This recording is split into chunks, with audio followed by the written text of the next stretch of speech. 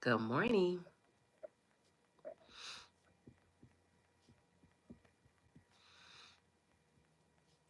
Good morning.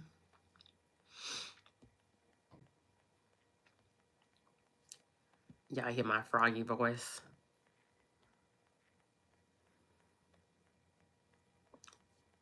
Y'all coach was not feeling well.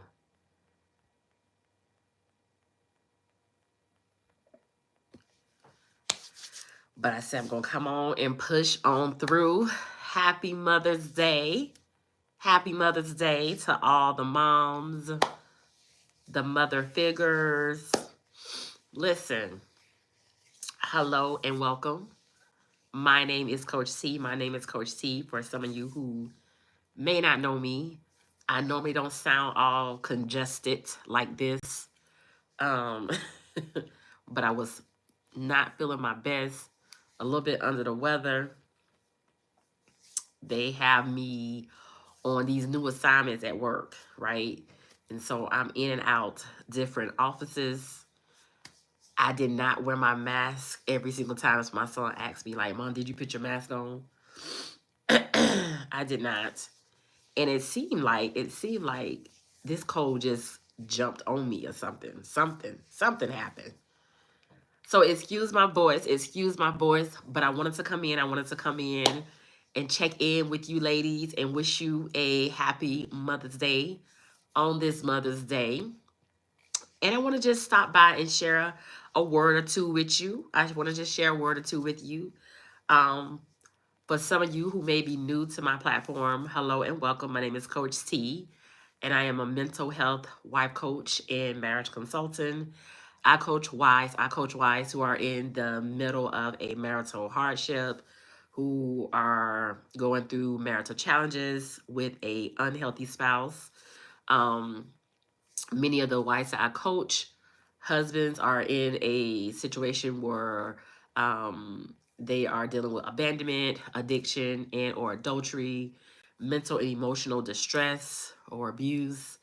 Um, and a lot of these wives have biblical reasons to walk away from their marriages, but out of obedience to God, to their assignment, they have made a decision to stay. Now, I do like to just emphasize that I do not coach wives who are in the midst of physical battles. If you are in a physical challenge in your marital relationship, I do not coach that wife because the only alternative for you in that situation is to leave, is to protect yourself, right?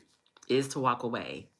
But I do coach the wives who are grace. God has given them the grace to stay in that unhealthy marriage as they show up, be a representative of Christ, as God gives them the grace to do so. So, hello and welcome. Hello and welcome. Listen, today I'm going to be a little transparent, just a little transparent. But we're going to get into the word. We're going to get into the word. Like I said, y'all, excuse me, I'm rubbing my nose. Uh, so unprofessional, right? I'm rubbing my nose.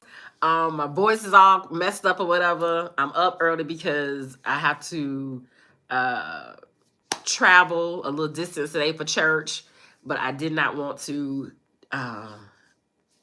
I did not want to abandon y'all and not leave y'all with a message. I know I normally come on Saturdays, but like I said, I just wasn't feeling good.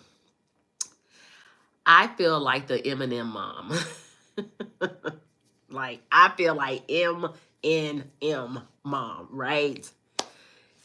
In March of this year, I had to walk with my son and his girlfriend as I helped them to lay to rest uh their baby, my first grandbaby. Um I had to help my son bury his precious son. Um Now here we are in May. Here we are in May, and my youngest son, who just recently turned 18, just recently had a birthday, and is preparing for graduation. We've been touring colleges. We've been, visiting different schools that he's been interested in.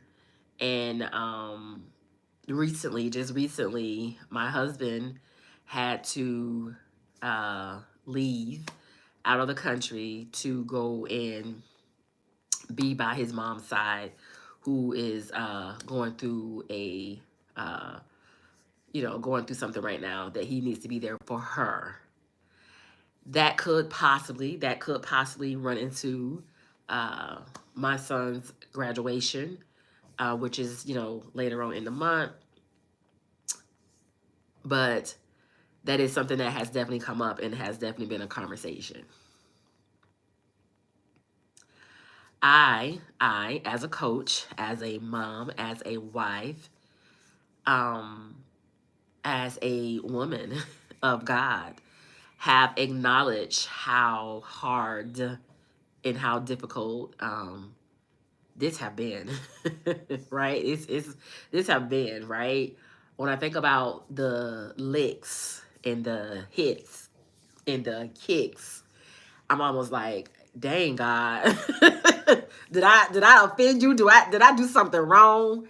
Dang God, like did I mess up somewhere? Like this feels like a punishment almost.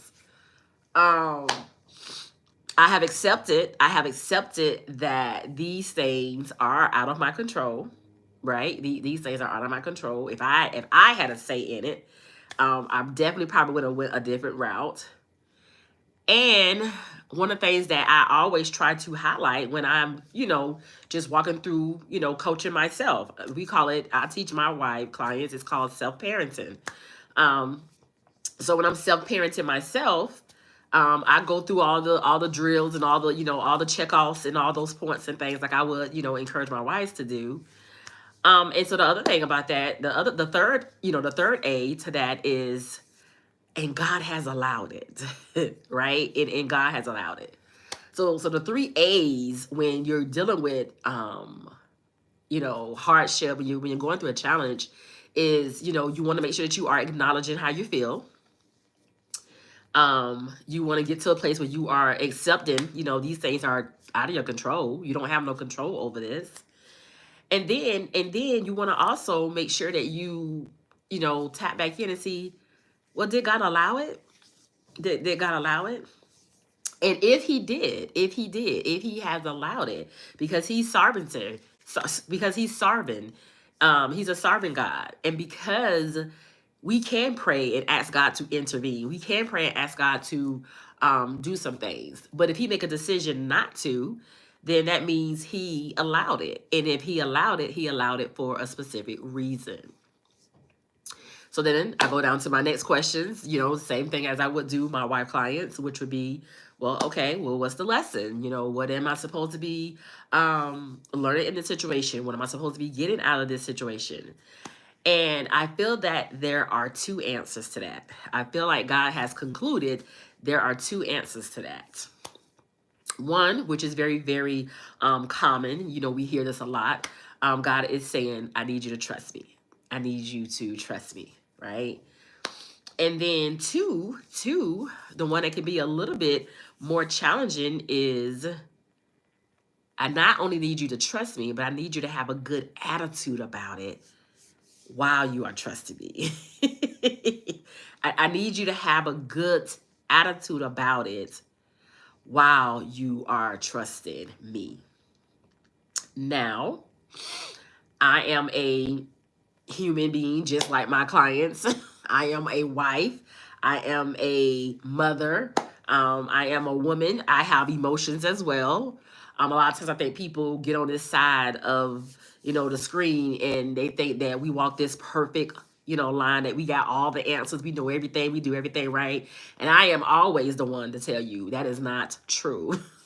that is not true.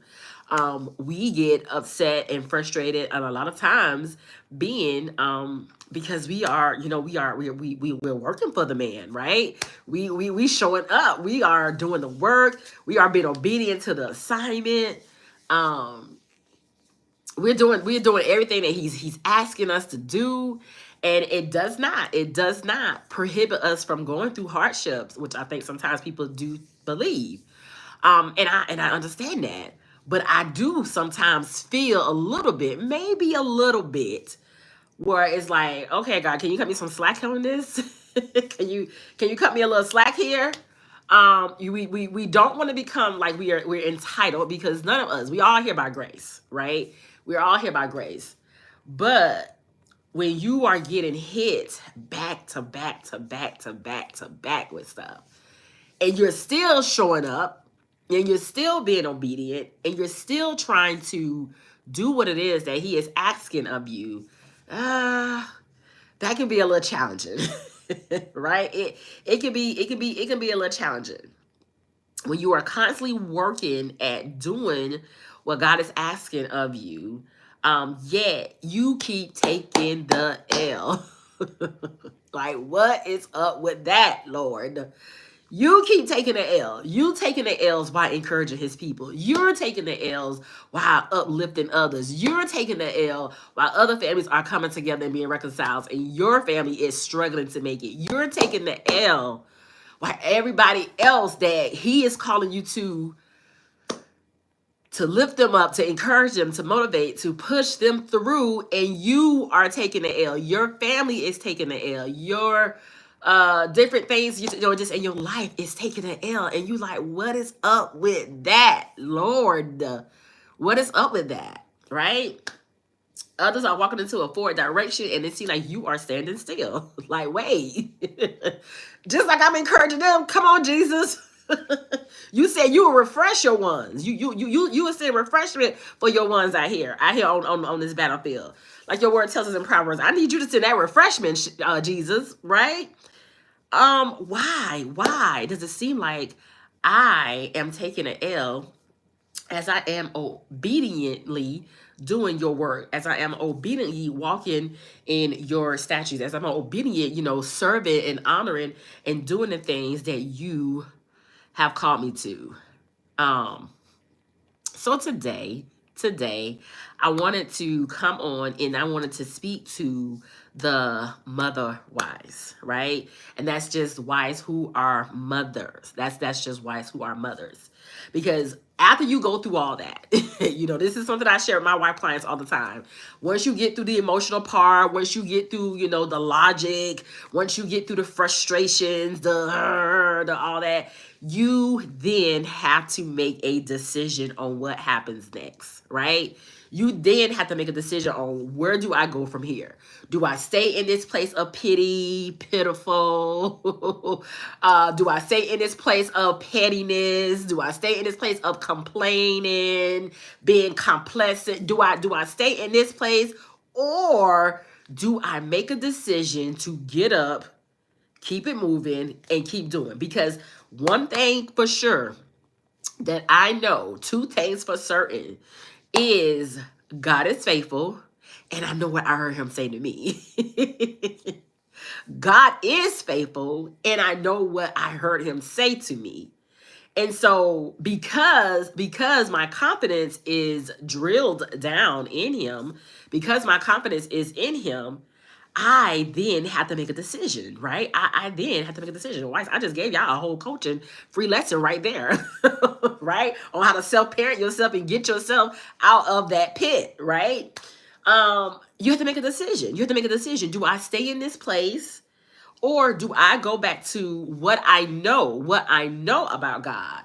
And even though I may not necessarily understand what he is doing at this time, and even if I understand, let me just highlight this part. Even if I understand, but I just want to be caught up in my own feelings, right? I want to have my moment, right? I want to be like, oh, it's me moment. Even if I understand, I still have to make a decision, right? I have to still make a choice.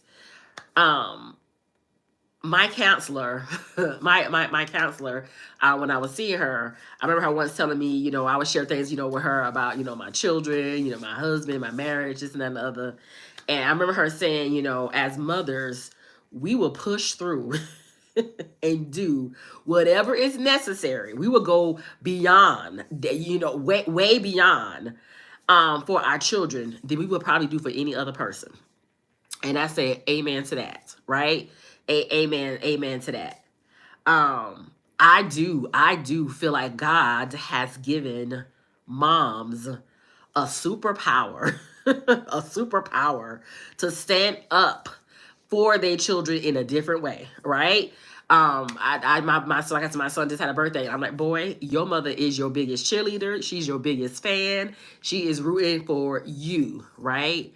And I do believe God has given moms that superpower because we bring life, unto the earth, right? We bring life, um, unto the earth. So we will go over and beyond, even if everything else is draining us out, right? Even if we are on empty ourselves, we will go over and beyond. We will go over the mountain 1,000 times if we had to for our children, right? My mother, yeah, y'all know I talk about my mother all the time. God bless that lady. I love her. Who was also a wife, but I seen her. I seen my mother show up for her children in ways she just would not show up for her husband. Whether he been and made her mad that day, whether he done, been a guy on the wrong side of hers. She would do things and shut him down. She would shut him down, when it came down to her children. Now, I'm not saying that's right or wrong, right? I'm not saying that's right or wrong because there is an order. There is an order. But I'm just using her situation as an example of how a mother would go for her children, how a mother would fight for her children, right? Um is one of my patients. Is a patient that he comes in and he sit in my chair and I draw his blood, and baby, I look forward to seeing him. I look forward to seeing him because every time he sit in my chair, he has a story to tell me about his wife and her oversized adult overage daughter. Now I'm just using the words that he's using, all right? This ain't no shade on my end. These are the words that this guy use, okay? And every time he comes in my chair, he talks about and gives details of his wife going over and beyond for this grown adult daughter of hers, right? He gives details of all these things that his wife does for her daughter, and he's saying she need to be doing these things for me. She need to be doing these things for me. So I mentioned those examples and share those stories, because I just wanted to show you how a mother takes licks for her children, right? How a mother takes licks for her children. Now, some of you may be on your way to church and you may hear the story about Jesus' mother on today, right? You may hear the story about Jesus' mother on today, but I thought I would just share, and give you some thoughts about the story of Jesus' mother and some of the licks that she had to take and endure, right? So John chapter 19, verses 25 to 27 says, near the cross of Jesus stood his mother. His mother's, oh, let me just say a quick prayer. Jesus, be a fence on today. All right. In your son Jesus' name, I pray, amen. John chapter 19, verses 25 to 27. Near the cross of Jesus stood his mother's sister, Mary, the wife of Clopas, and Mary Magdalene. When Jesus saw his mother there and the disciples whom he loved, and the disciple whom he loved standing nearby, he said to her, woman, here is your son. And to the disciple, here is your mother. From that time on, this disciple took her into his home. Jesus' mother, as bad of a chick that she was, okay? Because you got to be a pretty bad mama jamma to bring in to birth the son of man, right? You got to be a pretty bad mama jamma. You have to be in, very high standards, very high standards with the Lord to be able to birth the son of God, right? And so because of her status and because of where she was with the Lord, being able to birth this child, bring him into the world, I'm pretty sure she had no idea the responsibility and the things that would occur, on her journey as she raised Jesus up to be the man, right? From the time Jesus was born, he had a hitman, after him. He had, people trying to come and take his life. Her husband Joseph had to flee, flee the area that they were in. She lost Jesus at one point for 3 days as they was walking back from from a ceremony. She lost Jesus for 3 days. She finally caught with him 3 days later, and Jesus was like, "What you was looking for me for? You know I had to be about my father's business, ma'am. You know I had to be about my father's business, right?"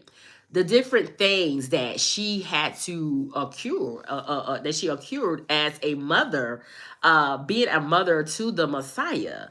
And then of course, as it got close to the time for him to bring things to pass, let's just go back to the story of Jesus at the wedding, the first miracle that he performed, and his mother like Jesus, listen, sir, we running low on here. He like, woman, like, what does that have to do with me? My time has not come yet. What does that have to do with me? And why is you bring this to my why you bring this to me?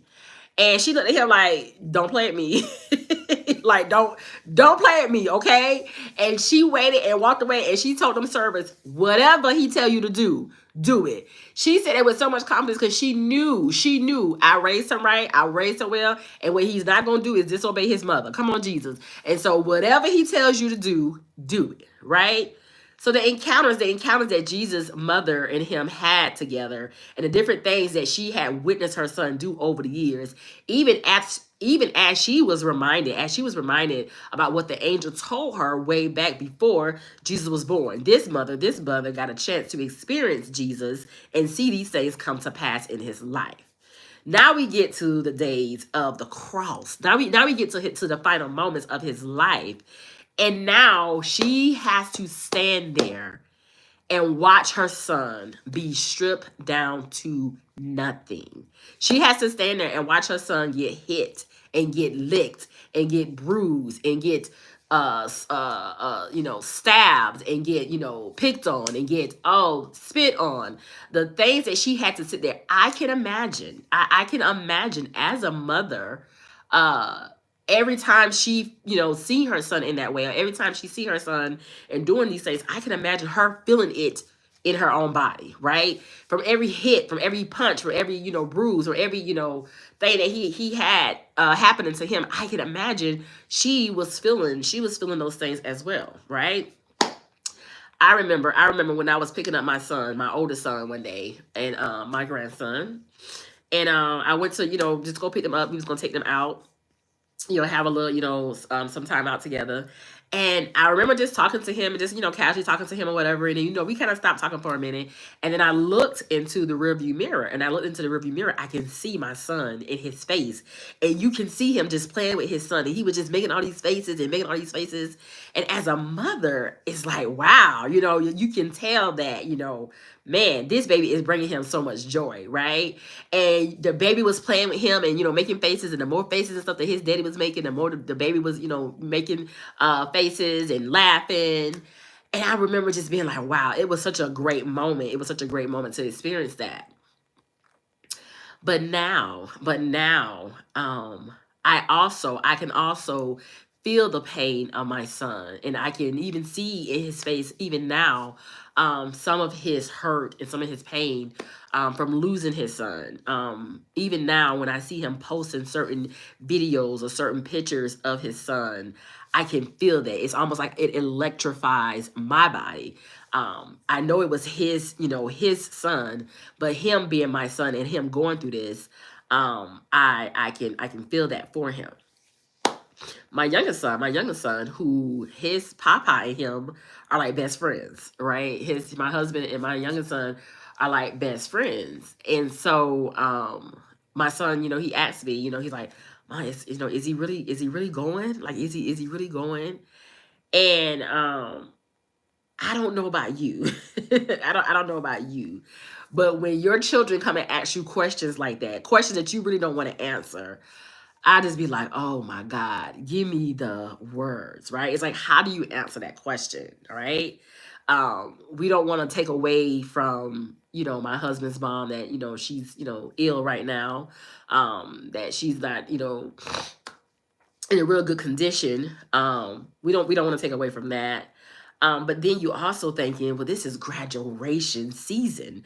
This is like a lifetime moment that parents look forward to during this time of year, right? You look forward to celebrating, and you look forward to watching your child cross the stage. This is something that we look forward to. This is something that we planned for all these years, right? It's not just 12 years. Like, this is 18 years of planning. And you look forward to these moments, right?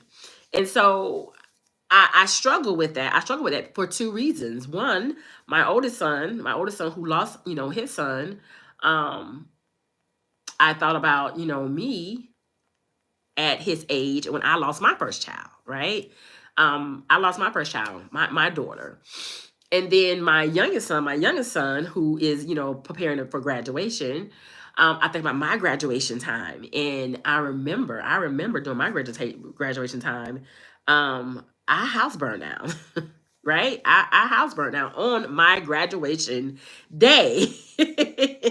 My house burned down on my graduation day. So no one was able to come to my graduation. Just, the cousins and uncles and the ones I had already invited, a boyfriend or whatever at that time. But my family who had been planning and preparing and, pushing me and getting me ready for this moment in time, they were not able to be there. My siblings was not able to be there. They were not able to be there to watch me cross the stage. And so you think about these types of hardships and you think about these types of things, it's like, man, Lord, I do not want my children to have to repeat the same things that I had to endure, right? I do not want them to repeat. And so it does raise a question, like, let's cancel these generational curses. Let's cancel these things. Let's cancel these things, right? And so today I want to recite Deuteronomy 28, Deuteronomy chapter 28, verses 1 to 14 for mothers and her children, right? And this is basically us canceling the curse, and we are going to usher in the blessing, right? We're going to cancel the curse, and we're going to usher in the blessing. We as mothers and wives, we take some hard hits, right? But I decree and declare on today that we are coming out of a place of curses and we're coming into a place of blessings, right? We're coming to a place of blessings. And somebody has to stand in the gap, right? Somebody has to stand in the gap. Somebody has to take the baton. Somebody has to, go through the fire so that someone else does not have to go through that, right? So someone has to go through that. Because I walk in obedience, most times, listen, like I said, we are human, but I try my best to live the life and serve the Lord as much as I can. So because I walk in obedience, I want to declare these blessings boldly on today and encourage mothers to do the same. So when you get a moment, if you want to go to Deuteronomy chapter 28, this is an NIV version, and I'm going to just read this and release a blessing over mothers and wives and their children on today. All right. And it reads 28, verse 1. If you fully obey the Lord your God and carefully follow all his commands I will give you today, the Lord your God will set you in high above all the nations on earth. All these blessings will come on you and accompany you, and if you obey the Lord your God, you will be blessed in the city and blessed in the country. The fruit of your womb will be blessed, and the crops of your land, and the young of your livestock, the calves of your herds, and the lambs of your flocks. All right. Your baskets and knitting troughs will be blessed. You will be blessed when you come in and blessed when you go out. The Lord will grant that the enemies who rise up against you will be defeated before you. They will come at you from one direction, but flee from you in seven. The Lord will send a blessing on your barns and on everything you put your hand on. You put your hand to. The Lord your God will bless you in the land he is giving you. The Lord will establish you as his holy people, as he promised you on earth, as he promised you on a oath. If you keep the commands of the Lord your God and walk in obedience to him, then all the peoples on earth will see that you are called by the name of the Lord, and they will fear you. The Lord will grant you abundant prosperity in the fruit of your womb, the young of your livestock, and the crops of your ground, and the land he swore to you, to your ancestors, to give you. The Lord will open the heavens, the storehouses of his bounty, to send rain on your land in season and to bless all the work of your hands. You will lend to many nations, but will borrow from none. The Lord will make you the head and not the tail.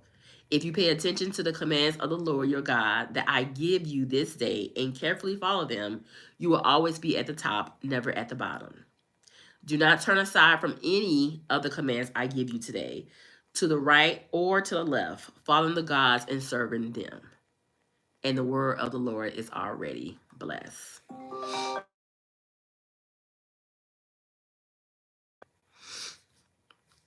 And the word of the Lord is already blessed. All right. I want to just pull up something really fast here. It doesn't matter how many times I put that phone on do not disturb. One thing my family gonna do is call, honey. They gonna call and push that thing on through. Right? They are going to push that thing through.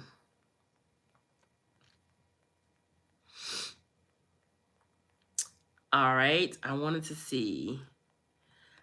read Deuteronomy 28 from the Message version, but let me see something too. I want to just check something, one more thing out. I want to just check one more thing because we are blessed on today. I don't know if y'all know that song by Molly. Anybody in here blessed? I'm blessed. Anybody in here? I'm blessed. Something like that. All right. I'm going to start from verse 3. Let's go back to the Message version. Deuteronomy 28. Okay, I just read the whole thing. It says, if you listen obediently to the voice of God, your God, and heartily obey all his commands that I command you today, God, your God, will place you on high, high above all the nations of the world. All these blessings will come down on you and spread out beyond you because you have responded to the voice of God, your God. God's blessings inside the city, God's blessings in the country, God's blessings on your children, the crops of your land, the young of your livestock, the calves of your herds, the lamb of your flocks, God's blessings on your basket and bread bowl, God's blessings in your coming in, God's blessings in your going out. God will defeat your enemies who attack you. They'll come at you on one road and run away on 7 roads. God will order a blessing on your barns and workplaces. He'll bless you in the land that God, your God, is giving you. God will form you as a people holy to him, just as he promised you, if you keep the commandments of God, your God, and live the way he has shown you. All the peoples on earth will see you living under the name of God and hold you in a respectful awe. God will lavish you with good things, children from your womb, offsprings from your animals, and crops from your land, the land that God promised your ancestors that he would give you. God will throw open the doors of the sky vaults and pour rain on your land on schedule, come on, Jesus, and bless the work you take in your hand. You will lend to many nations, but you yourself won't have to take out alone. God will make you the head and not the tail. You will always be the top dog. Come on, Jesus. Never the underdog. Come on, Jesus. As you obediently listen to and diligently keep the commands of God, your God, that I am commanding you today. Don't swerve in an inch to the right or to the left from the words that I command you today by getting off, following and worshiping other gods. And the word of God is already blessed. Mothers, wives, your children, your families are blessed on today. They are blessed on today. And I want to encourage you. I want to encourage you when you are taking these licks and you are taking these hard punches for your family. I want to encourage you and remind you that Jesus' mother, she stood at the cross. She stood at the cross as she watched them crucify her son for all those hours, him being tortured, and she stood there the whole entire time.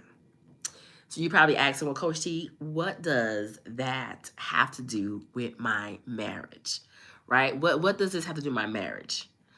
One of the things I always try to encourage wives is sometimes, just like we go the way that we do for our children, sometimes God is asking us to do that for our husbands, right? Sometimes our husbands are needing someone who would not give up on them.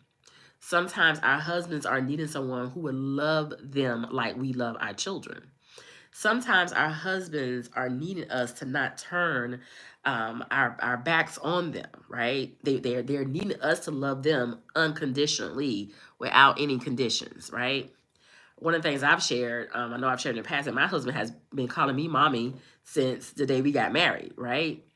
That was just something that he has always done. He's called me mommy since the day we got married, and that's been 20 years ago, and to this day he still does that.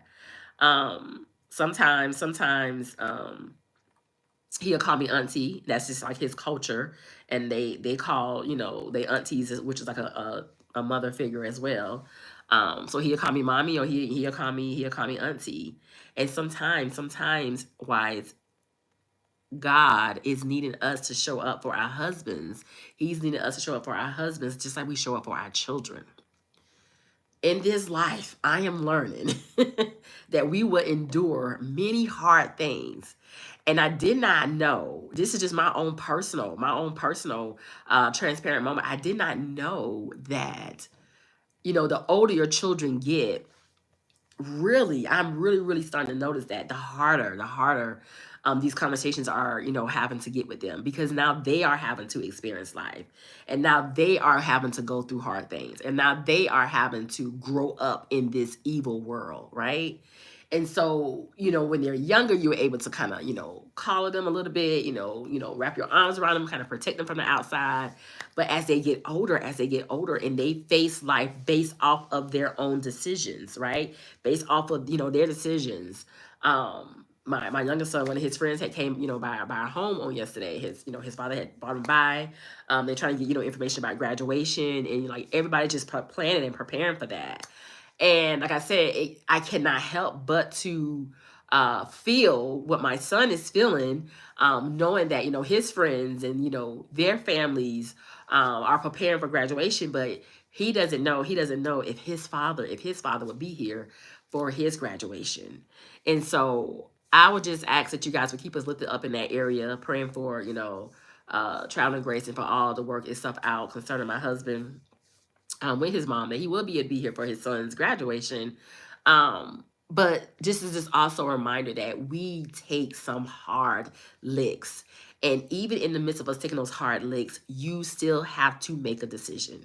After you get through the logic, after you get through the frustration, after you get through the anger, right? After you get through your pity party, after you get through your pouting, after you getting through, your pettiness, after you get through all that, you would have to make a decision. You would have to make a decision. And then the 3 A's, like I mentioned earlier, you need to get to a place where you acknowledge how you feel, that you come to a place of acceptance. But then you have to also, if you have prayed and you have asked God to intervene, and God has still allowed the situation to happen, that means God allowed it. He allowed it. And you want to know, God, if you allowed it, what is that you're trying to teach me in this? God is still looking for us, even in our challenging seasons. He's still looking for us to trust Him. He is still looking for us to have a good attitude, even in the midst of our own trials and tribulations. He's still saying, I still need you to show me, be a representative of me.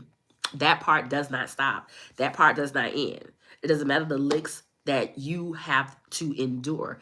I still need you to show up and be a representative of me.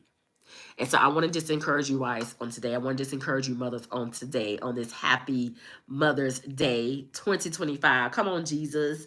Jesus Christ took all the licks. He took all the licks that we were supposed to get, right? He took all the licks that we were supposed to get. Now he just need us to show up as his representative. He just need us to show up as his representative. And so I want to just come on today and encourage you. I do hope that has been a blessing to you. I hope you have a happy, happy Mother's Day. Even if whatever your situation is, whether you and your children are not in a good relationship, whether your mother may not necessarily be here, anymore. Whatever your situation may be, God is still saying, I need you to trust me, and I still want you to have a good attitude about it. I need you to trust me, and I want you to still have a good attitude about it. All right. So listen, wife, mother, if you are in a season or in a place, I would say mother, wife, if you are in a season, in a place, and you are going through a marital hardship, you're going through a marital hardship, and you're ready to begin doing your healing, I want to encourage you. I want to encourage you to sign up for your wife consultation on today. All right. You can do so at www.marriagechroniclesbytanika.com. Also, if you're not already connected to my email, I want to encourage you to get connected to my email list, right? Go to my website, www.marriagechroniclesbytanika.com. Get your email to me, and I can get you on the list. I share encouragement every week to my wife clients, just to encourage them to keep going, to keep pushing, to keep, getting through this journey as much as you can. Listen, ain't none of us exempt from hardship, but God still wants us to show up, trust him, and have a good attitude about it. All right. Listen, y'all have a happy, happy Mother's Day. I love you. I'll talk to you soon. Blessings.